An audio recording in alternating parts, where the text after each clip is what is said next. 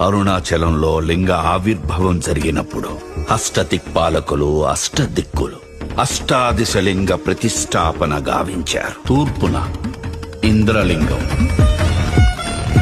ఆగ్నేయాన అగ్నిలింగం, దక్షిణాన యమలింగం, నైరుతిన నైరుతిలింగం, పశ్చిమాన వరుణలింగం, వాయువ్యంలో వాయులింగం, ఉత్తరాన కుబేరలింగం, ఈశాన్యాన ఈశాన్యలింగం.